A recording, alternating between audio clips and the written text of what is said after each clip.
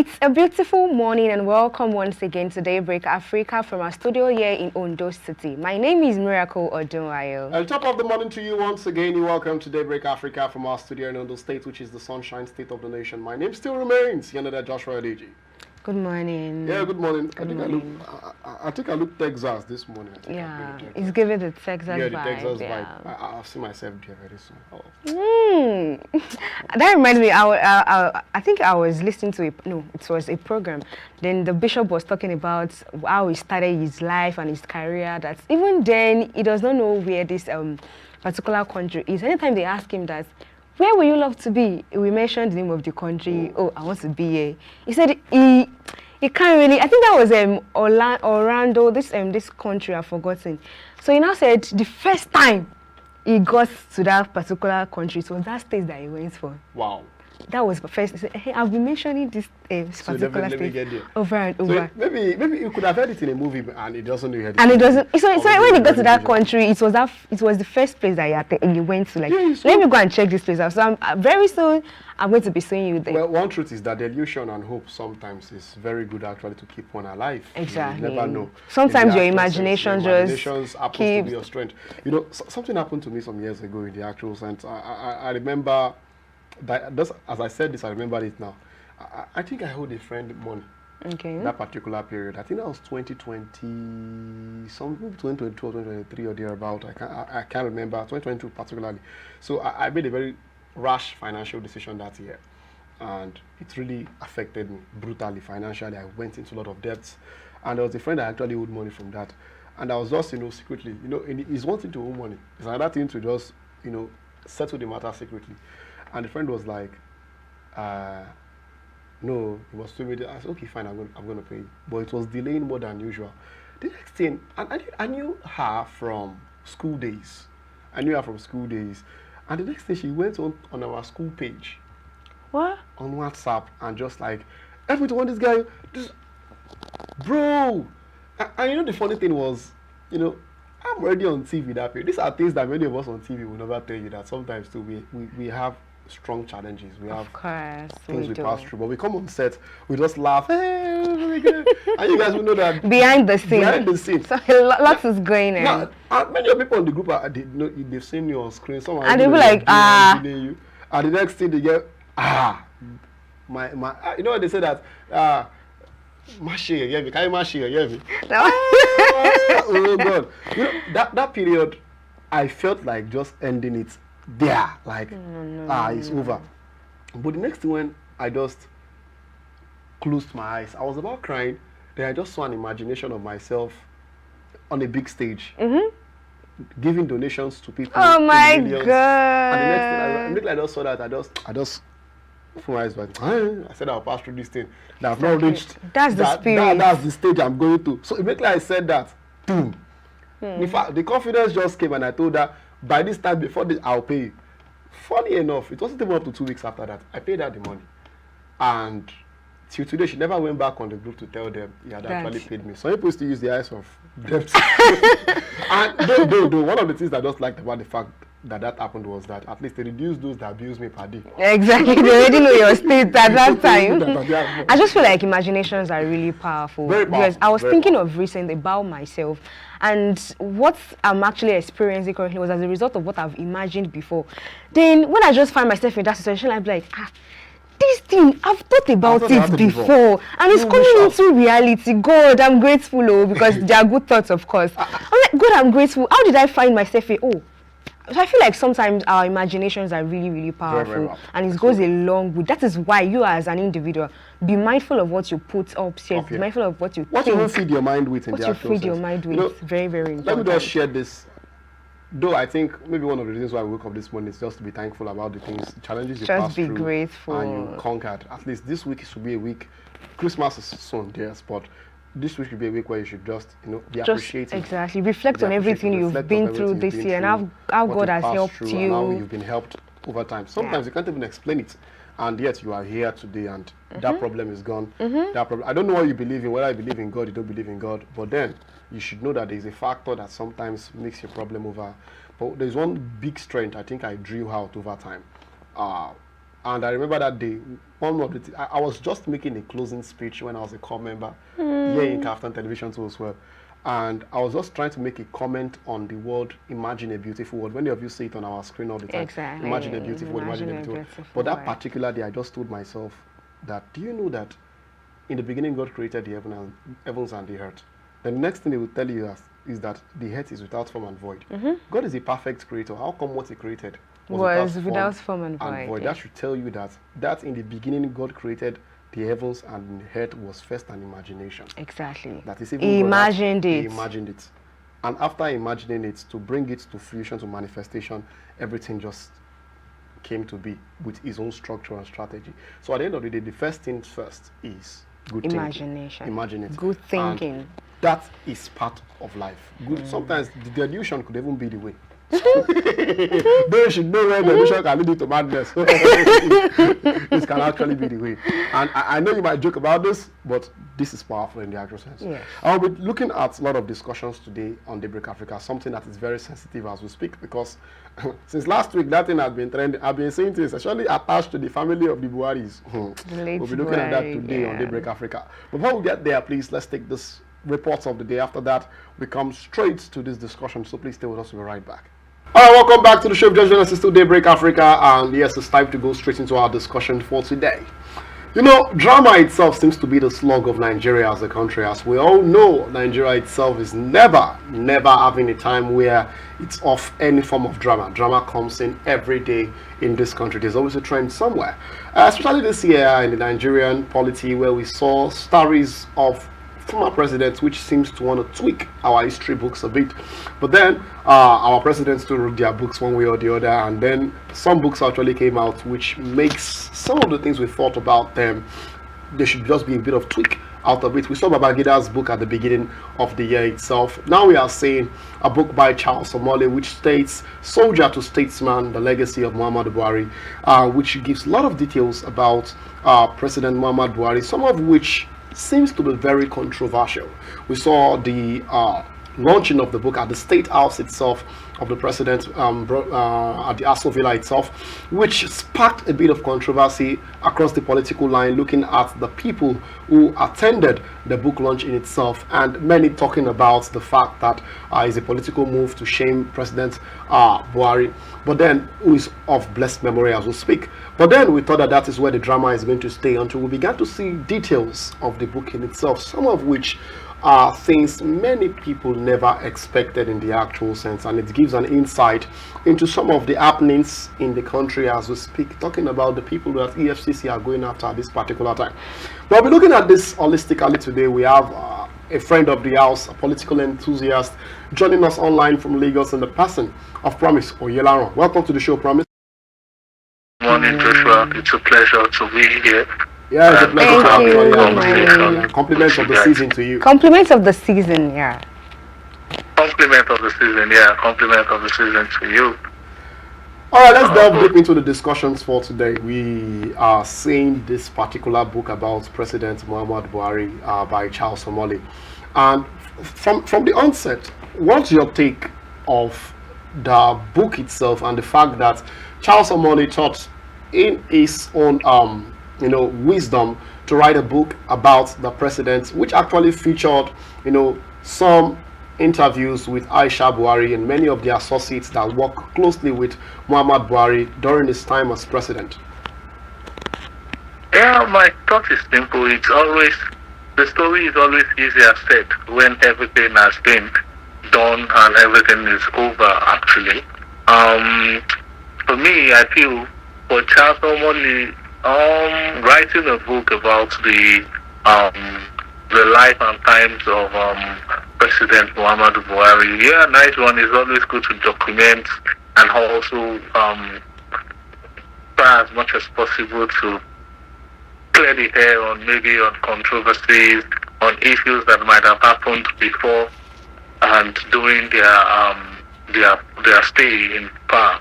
So for me and the book and everything, the aftermath of, the book has been written, it's been launched, and all the dramas here and there unfolding from various parties, different interest groups and all the likes. Yeah, I'm listening, I'm reading, and I'm sipping a cup of coffee to see how it keeps unfolding. I think I like the part of the sipping a cup of Of a coffee. coffee, Since there are yeah. lots of gist over there. But Of let's course. delve straight to one of the most interesting of all gists in this particular thing, which has to do with the testimony of Fatima Buhari, where she said she saw that some of the documents of her fathers were forged. The signature itself were forged by who knows who in the actual sense. And this gives us a bit of insight into multiple things that happened in President Muhammad Buhari's tenure of blessed memory, and where we began to ask questions. Who gave the order towards this? Who asked you guys to do this? Who asked you guys to do that? And they talk about the fact that we saw the signature of the president, one of which happens to do with the cash scarcity, the very popular cash scarcity of 2022-2023, and a whole lot of that. Now, what's your take on this revelation by Fatima Buhari that sometimes some of these documents, the signature of the president was forged? Was forged, yeah. You see, the funniest thing is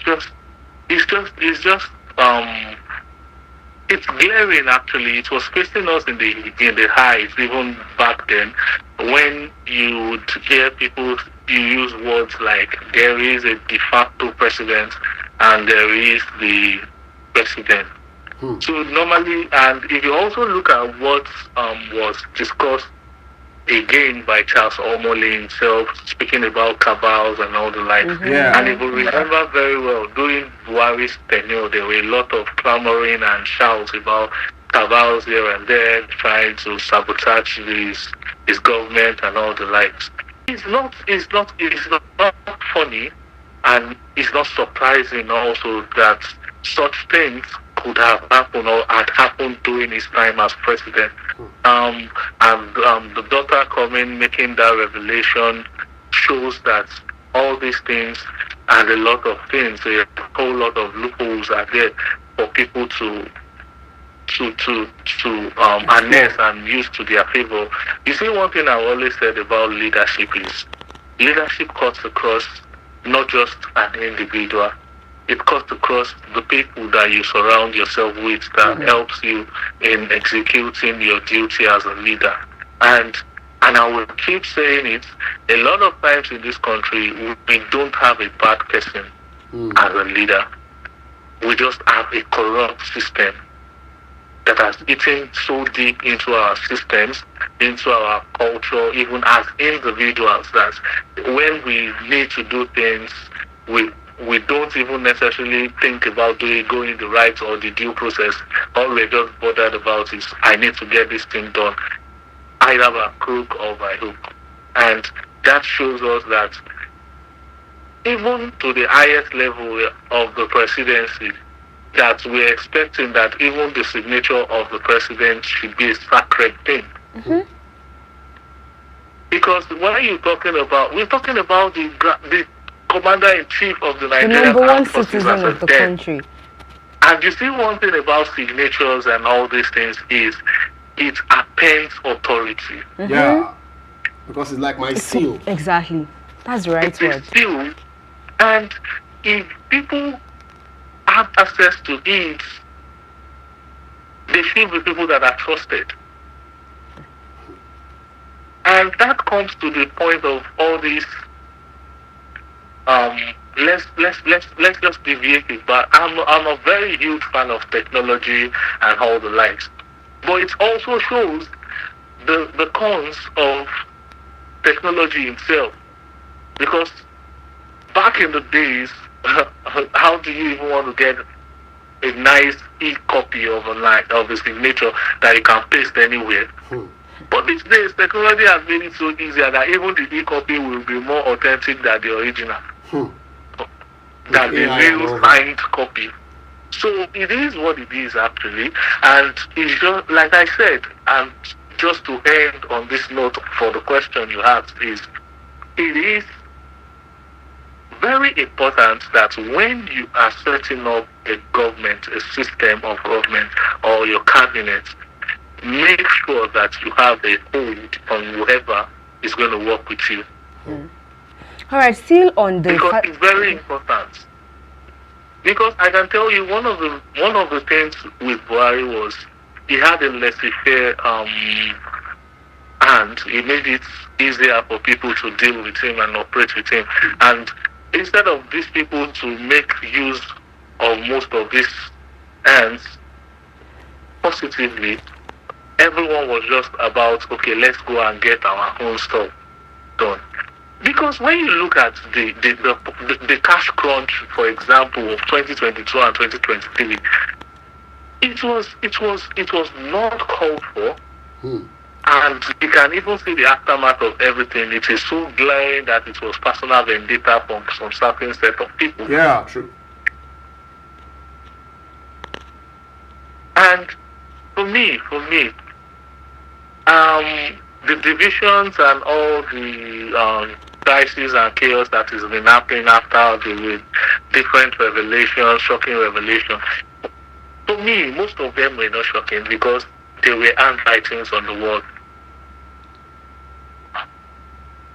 There were handwritings on the wall. There are a lot of times that even the president is surprised by something. And they will tell you it's not. One of such events was the protest in 2020.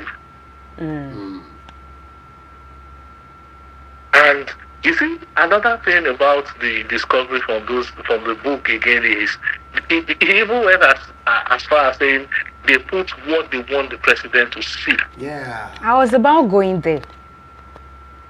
So let's just let me hear from you, Miracle. All right, so I was about going to that part it is of what it is.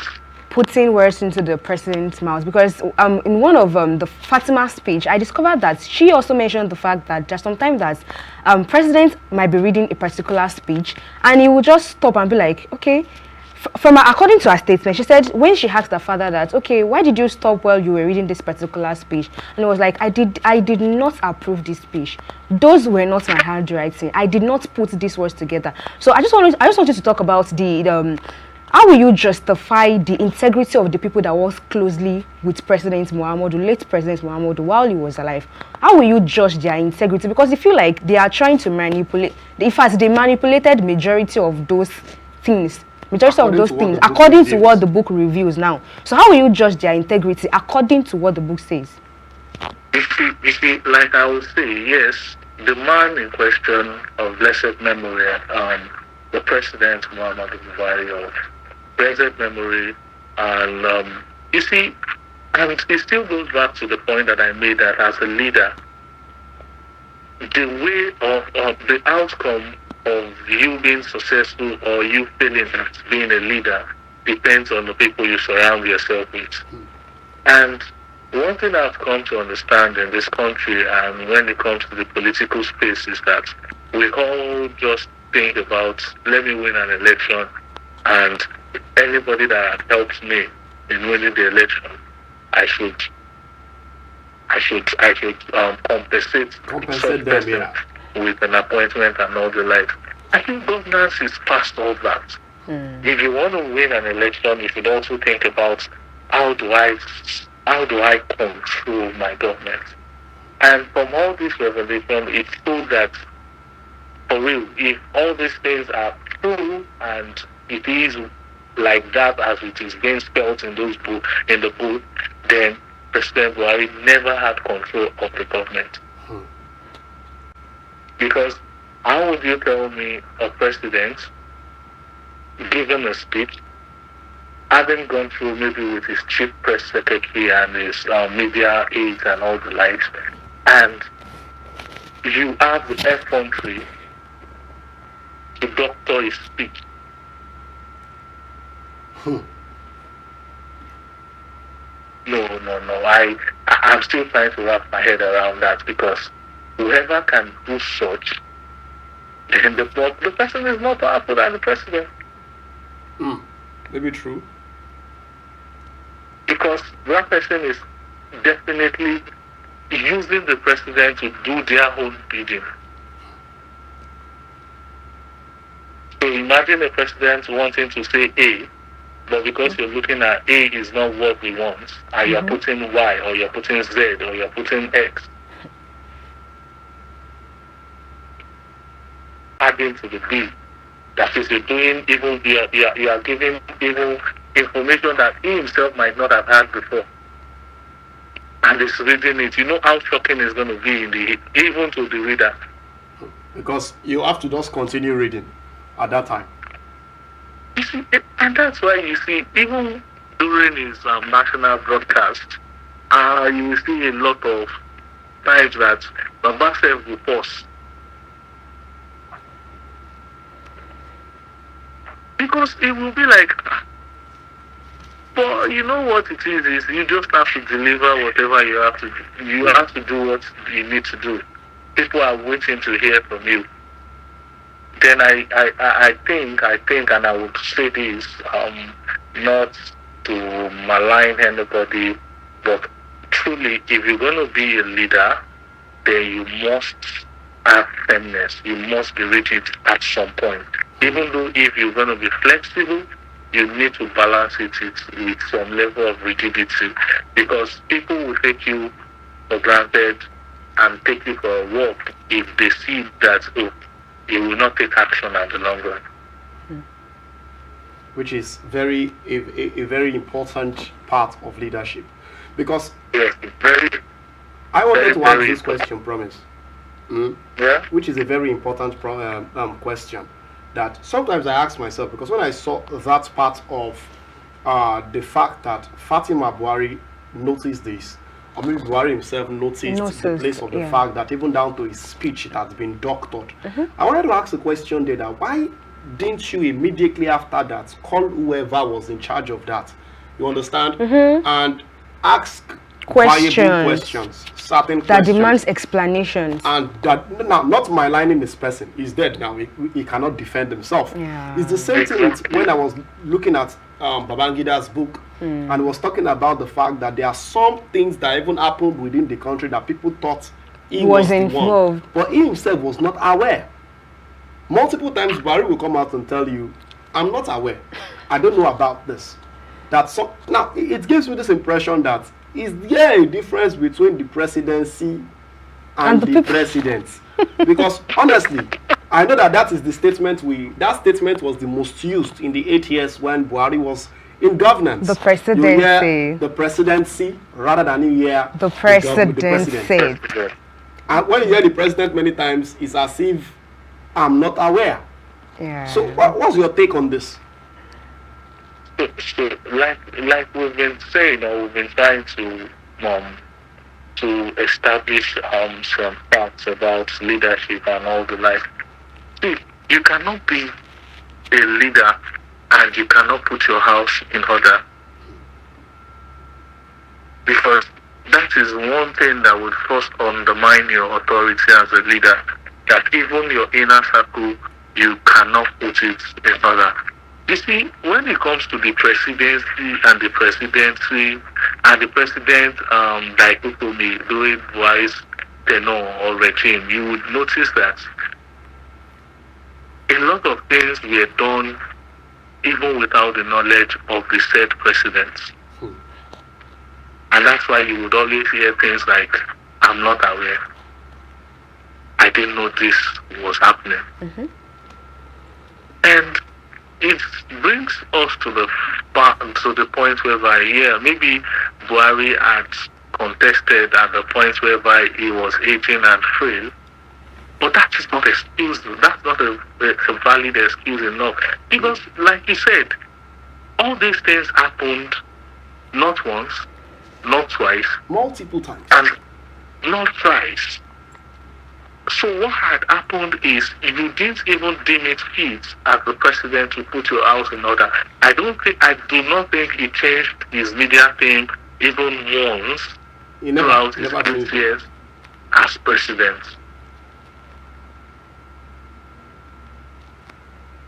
So for me, I just feel like he was flowing with the vibes. If you're not okay with something, you change it. Funny enough that he promised change. That was his mantra when he wanted to contest for president in 2015. Yeah, the mantra, and the change mantra. Funny enough that the change itself, he could not even enact it in his own circle. how, and like I said, not to malign him or malign anybody, it's just a point of us trying to reason and look at it from the point whereby if all these things actually is the true reality, why did you control it for so long? 8 years is a long time. Very. And if stuff like this, if things like this were happening in your circle, this is not like it's happening in ministries or the MDAs. No, these are aspects to the president. And some and even this current administration and the cabals that he said this current administration has 5 cabals or thereabout, and he said the president Buhari's regime they had just one, but even the president was not a member of the cabal.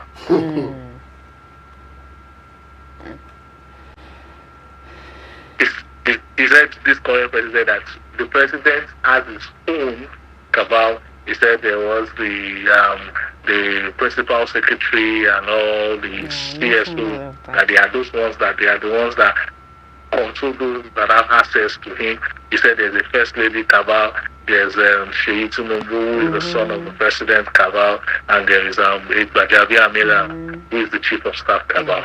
Yeah, understandable. So all these things I'm saying, and I would say, is you would notice that in a Tinubu's regime, for example now, he has his own cabal. So things cannot just go through his back without him knowing. Yeah, true. You know that this one, he seems aware. Exactly. Yes. You see, before you say anything, if he's not saying something on social media, he's already addressing something or sending his media guys to like send out a communique. But I forgotten who I was speaking with of recent some times back, and when I think it was during this instant bandit attack and all the likes, and I was like, when someone was like the presidency, that is this current president was not responsive on time, and I was pointing out that do you even know where we are coming from? I remember how many times people keep clamoring for the president, for the ex-president to come and address the nation, the nation. So when you now see all these books, it's now giving you a clarity. It's gives clarity as to why most of these things were like how it was under the Buhari-led administration. And you see, one thing I have also been saying online and everywhere is like some interest group are happy with this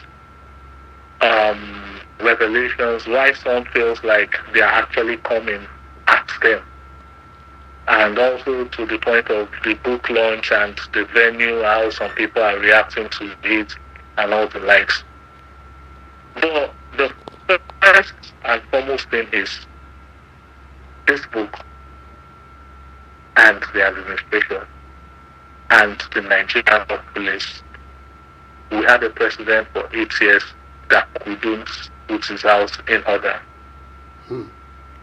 So tell me how we would have enjoyed the essence of governance. Well, I think we'll look at that more after this break in the actual sense. Let's take a very short break. We'll be taking Gold Start as we speak, and after Gold Start, we'll come back into our discussion and we'll continue because there's still a bit of more to actually talk about. So please stay with us. We'll be right back. All right, welcome back to the Chef Judge versus Daybreak Africa. I hope you learned one or two things from Gold Start, but now it's time to return back to our discussions for today, where we've been talking interestingly about some of the details of the book From Soldier to Statesman by Charles Omole, talking about the legacies of President Muhammadu Buhari of blessed memory. And now we've been discussing with Promise Oyelaran, and it's been a very wonderful discussion. Of course, it is. Now, let's talk a bit about more, because I think I want to say something very controversial now. Okay. Because somehow I'm seeing some statements by people like Nasser El-Rufai and many who actually worked with late President Muhammad Buhari, talking about the fact that they never liked how the book launch went. They don't like some of the details of the book. Yes. They don't like the venue. The venue was a problem. Okay. I don't know.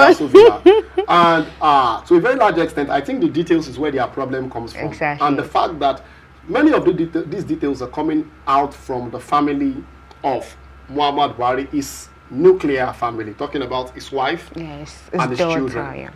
And one of the things we discovered, especially when President Muhammad Buhari was president of Nigeria at his time, was that it seemed as if the wife was never at peace being in the Aso Villa. This is controversial, but we all know how this went. Where she had to sometimes go to, let's say, today she could be in Dubai, she could be in Qatar, Saudi Arabia, and many speculations do come out that she was having issues with her husband, with the house. That was even where we got the very popular quote of, useful in the other room.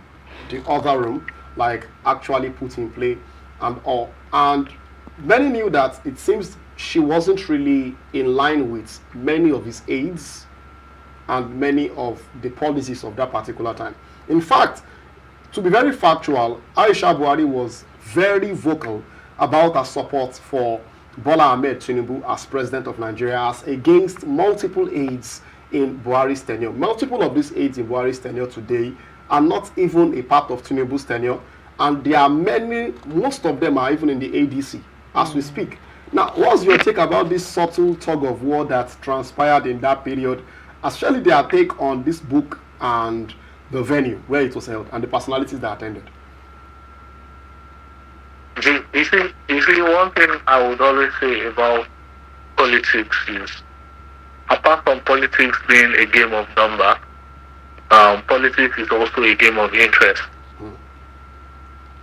And if you note the faction coming or kicking against the book launch and the venue, and they even went as far as the attendee.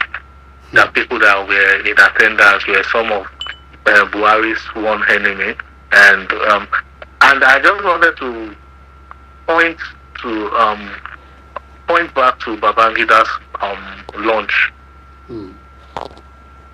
Most people that were in the book launch were not all allies they were not known allies. For example, someone like even the current president had his own fair share of a deal with the June 12th and all the likes, but he was still there to grace the book launch. And it's see, let me tell you something about Nigerian political space. Nigerian political space is ravaged with no ideology, all interest of, okay, what can I get from power? And if you are not in alliance with a certain group, you tend to kick against anything the group does, even if what the group is doing is positive or negative. That's one thing I've noticed about our political structure, and it is crazy, sorry to use the word, but it's not good. It's not good that we can't have constructive opposition.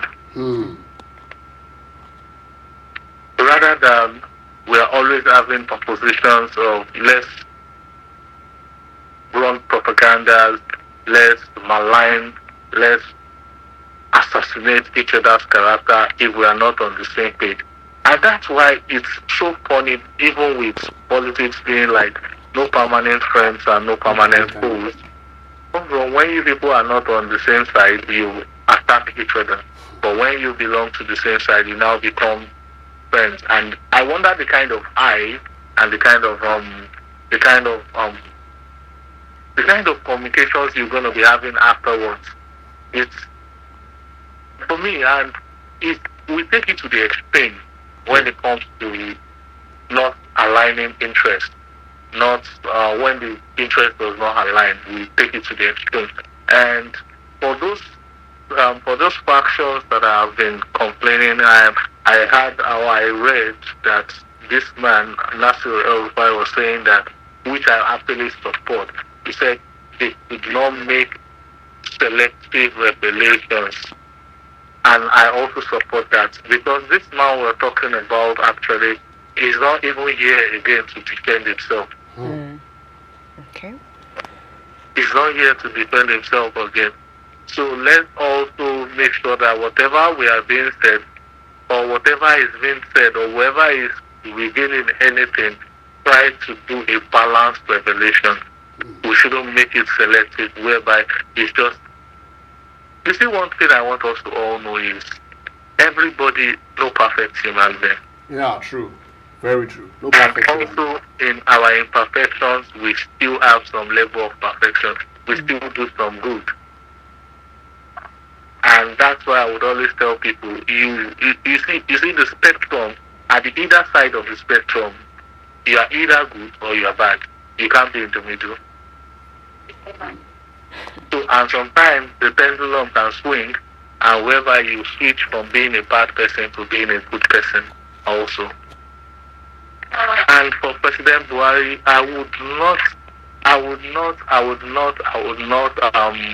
exonerate him from all the loopholes and all the flaws of everything that has happened, but that does not still make him a bad person either.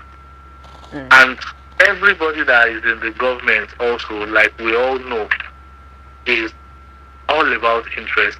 Some of the revelations in the book itself was talking about even to the road of election of 2023 on who is going to be the successor and everything, Yeah, the and how successor. it all played out too. Yeah, also discussed, and it showed you that if you look closely at Buhari himself was actually a man of policy. Even though I tell people that if you are a man of policy, you can't compromise. And that is, whatever you believe in, you live by it sternly, without compromising it. I think at some point, maybe he just had to play along with the vibe, and it affected his administration. Because a lot of persons would always say Buhari's administration is one of the worst that we've had in this country, even though I don't really support it, because when you look at infrastructures, when we're talking about the government, he actually did some notable constructions that we can point to. But when it comes to policy-wise, I don't think there's any. I can't remember one good policy that came through during President Muhammadu Buhari's regime, and that's a shock though. And it shows that like you said, the presidency and the president, that is the presidency, actually we're not doing him a whole lot of good. Everybody was just trying to exert power where they can and prove a point. All right, so I will want us to talk about the part of the peace parts. Joshua mentioned earlier that even the late president, while the husband was still in power, mentioned the fact that she was traveling, more like she was traveling from one place to another. And this will take me to the statement of his daughter, where she mentioned that even in their own house, like the state's house, was the president made her to understand that it was wired tape. That even if they had to communicate in the house, they had to communicate more like sign language and all of that. She said a daughter and her father sit quietly together, make a small gesture, touching his cheek as if he had a toothache, and signal that they shouldn't speak aloud. He believes they have a listening device planted in his office at the villa. So that means even in where they were living at the state house, it was not as if it was safe 100%. And down to the newspaper he reads, according to the statement, so down to the newspaper, sometimes they had to remove some news from the newspaper they gave to him to read. So what do you have to say, or what's your own take about the safety of the family, even as large, why he was allowed? Because where he was living at the state house was not safe. The newspaper coming to him was not safe. The people that worked with him cannot really be trusted. So let's talk about the safety part of him while he was alive. What do you have to say about that? What I will have to say about this is, he is the architect of his own undoing. When I say such is because you had the opportunity to correct most of these things. You are the president, commander-in-chief of the armed forces. You have served in the military with a lot of military experience at his disposal.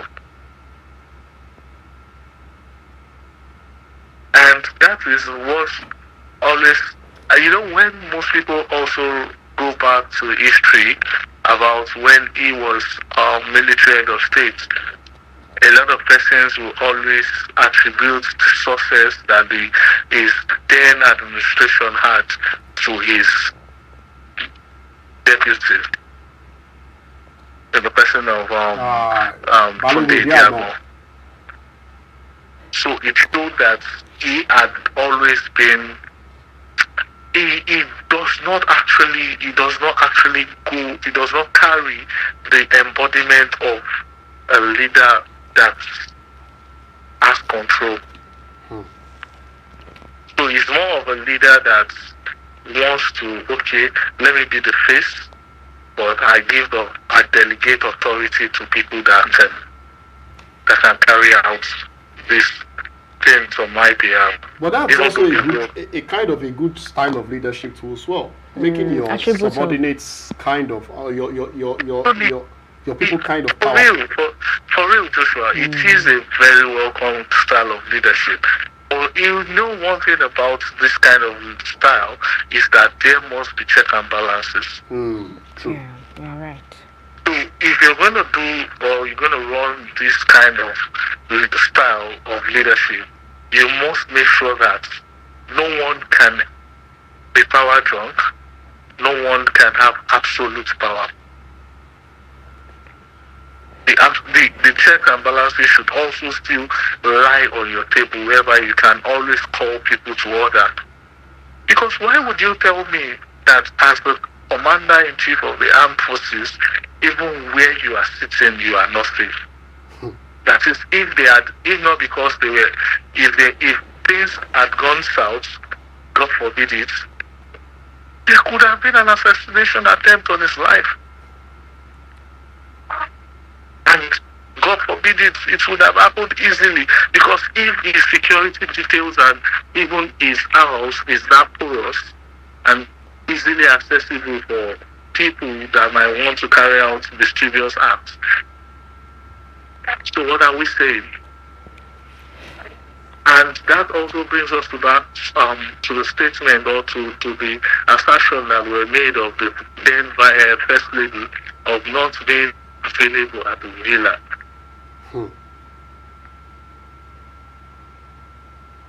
No one would stay in a place where they don't feel secure. That's another truth. Yeah. A deep one. And you see, when you put one or two together, you see that most of these things, and you look at happenings during his as presidency, if you are actually a political enthusiast and you pay attention, you know that some of these things were actually true, because the handwritings were on the wall. Yeah, we could see it. It was on the news as speculations, and many people thought it was a lie. Joshua, till tomorrow, you still hear people ask who gave the order. Yeah. But the shootings in Lekki. Do you know the funny thing, Promise, actually? I wanted to go to that part of the discussion. I was thinking I would find that in the book, but I don't want to talk about it. I remembered when NSAS happened. We were together. We were both here in Ondo State. And I remember when we were all on the protest ground. And I remember when the shooting started. And we asked ourselves actual questions. What will make military men shoot at protesters? Yes, there are some things about that story I don't believe. There are some things that, but then, no matter what, who gave the order? And the governor of Lagos will say powers that supersede me. But I knew that statement was him shielding and not him just being straight. And the next thing, they all went to blame a personality. I think that was the day that got me to know that Tinubu has interest to become president, because it's someone that actually knows he has an interest that influenced the other. But today we don't know who gave the order. And it's funny. But I think with this, whoever is supporting Enthusiast should already have his answer. That you just analyzed now, or that you just spoke about, is one of the things that I would always say to people in this country, that when it comes to politics, read between the lines. Consume everything you see. I remember then everyone was like, it was Tinubu because he was protecting something or this thing. And I remember telling someone that when it comes to the military, there is a line of order. True. And you see, one thing I want you to understand, and maybe because I am a management student and I've done courses in management, even to the point of management theories that we have around now, most of them were propounded using military line. Yeah. Their mode of operations and command. Their mode of operations, scalar chain, unity in command, esprit de corps, everything, subordination of individual interest to general interest. Those are military status quo.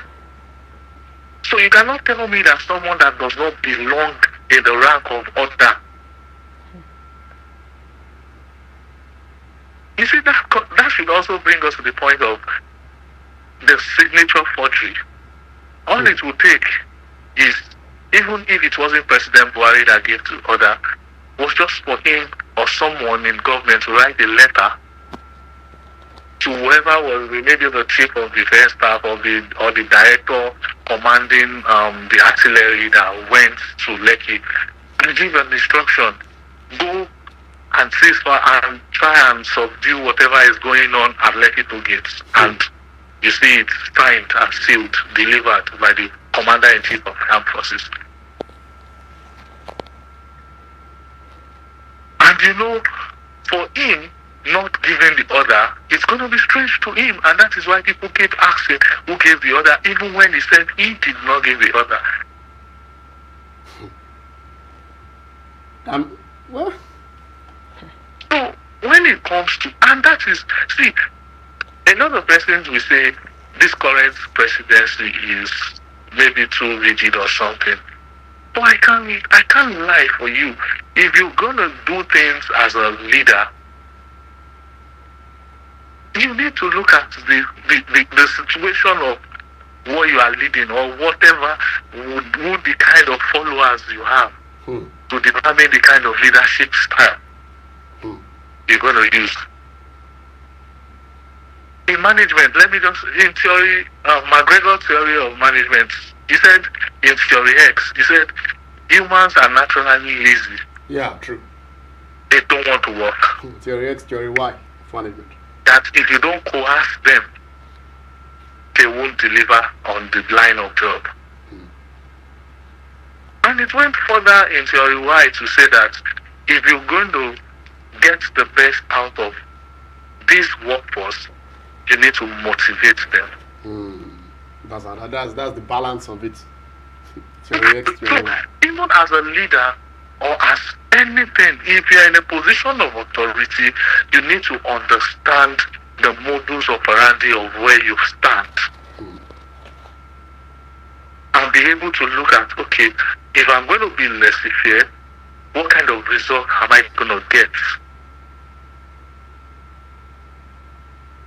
If I'm going to be a rigid leader, what's the result I'm going to get? Do I have to balance it with have a laissez-faire style and also have a rigid style? So you need to, and you see, when you get to all these positions, you understand that there is more to it than when you were going in for it. There is more to it than when you were gunning for it. Yes, there's more to it. And you see, when we even go back again, before the Buhari administration, I will go to Jonathan administration. That is another one. Very peculiar and specific. Another persons will still say to tomorrow that Jonathan, President, good luck Jonathan, is a good man. But he surrounded himself with people that were way too powerful than himself, that controlled things and led the situation to become uncontrollable for him. And I laugh when I even still see a lot of people from different corners that had pointed fingers at him back then, that wanted him out, clamoring for him to come back into the government. You see, that's why you see the adage when they say the devil you know is better than the angel you don't know. Very funny adage, but has some iota. But it is what it is. You already know your struggles with the devil. You don't even know what the angel that you are seeing. You don't know whether it's a charade. Maybe it's a deeper devil. A charade. So it's all facade. It's not real. They just portray, they paint things. And when we look at the underlying issues of what we have in this country, you will see that everything is politics. Strong politics. Politicized. Let us deviate a bit from the revelations of this memo of Charles Omole on President Muhammadu Buhari. Look at what is happening in the petroleum sector, in the shocking revelations and all the things. You see, one thing I tell people is, a lot of times you think you're doing things and you're covering it up. Whereas it's open. Whereas there are people that are involved in this scheme with you. All it just takes is one of both parties falling apart. Just a controversy. That's an issue. And once there's a fall off between both parties, what you think you people have covered becomes public opinion. Discussion.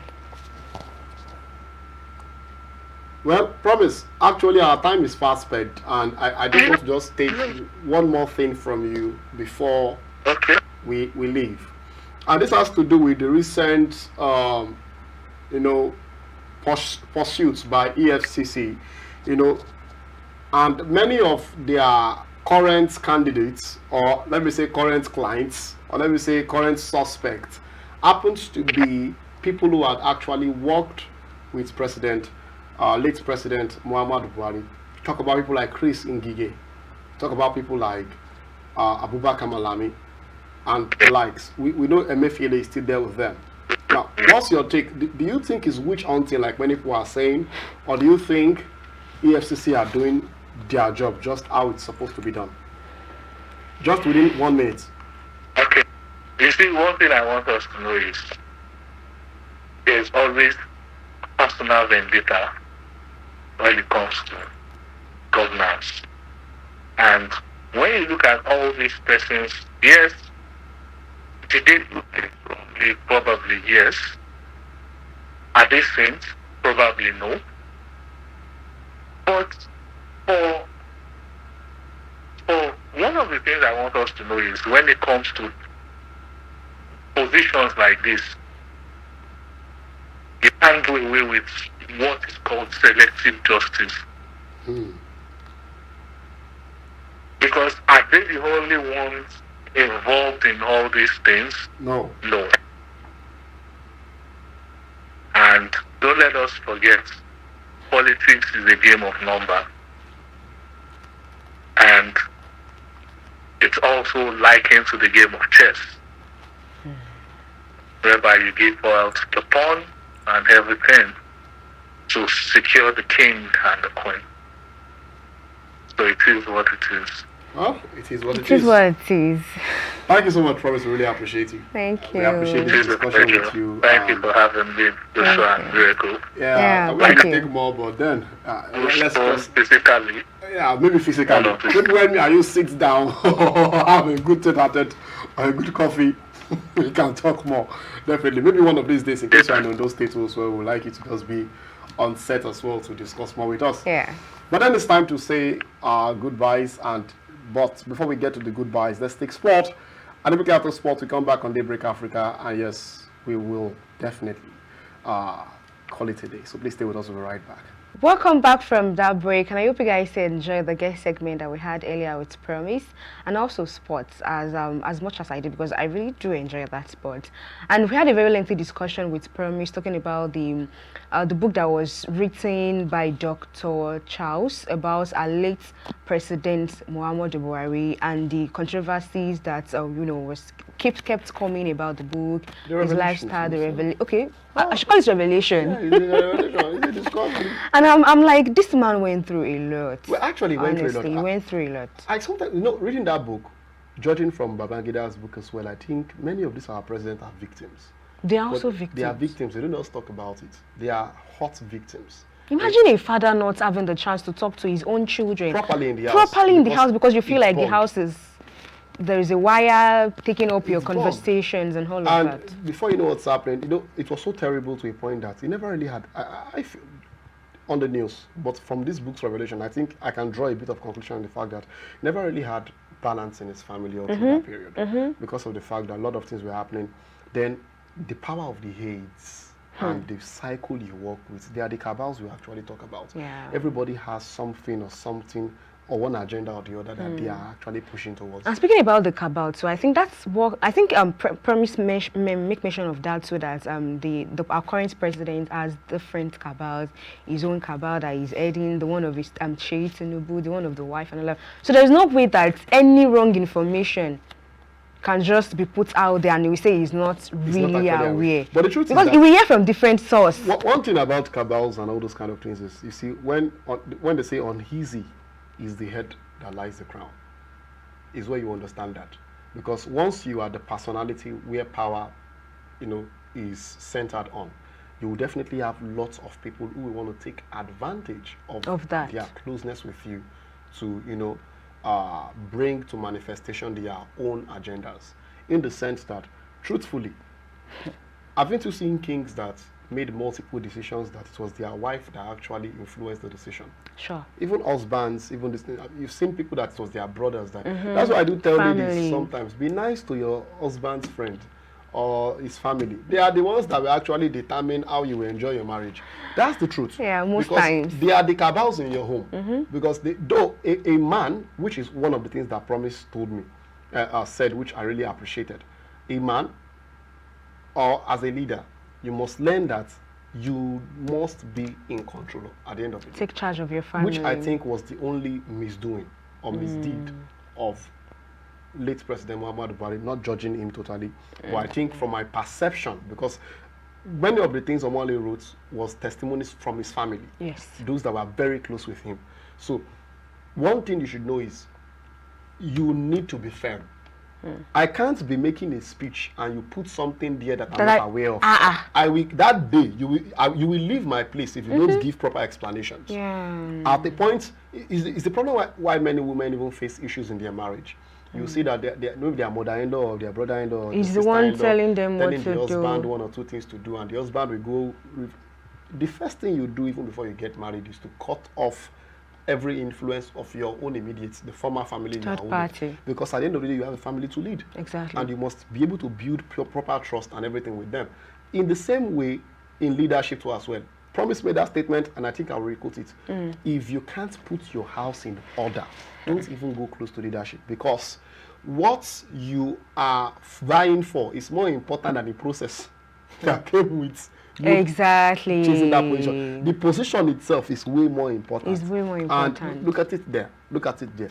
For someone like Nasser Rufai could even admit to the fact that we didn't really achieve as much as we actually hope to achieve it. And he also mentioned that we should let him rest in peace. Yeah, let's let him rest in peace. Let's So let him rest I think in enough peace. of the scandals. We have our Yeah. answers already. There are many things that you actually are asking questions about. So Now you have your now clarity. you have your clarity, you have your answers. So there are some things they should not ask you. Yeah. And you should not know. You should know definitely that it might not be the president, but it's the presidency. The difference between president and presidency. At least by now you should know. At least by now you should know. Yeah. So now that is it for now on Daybreak Africa that we have for you today. Till we meet tomorrow, my name still remains Ikhonede Joshua. And my name is Miracle Odunayo. Bye guys.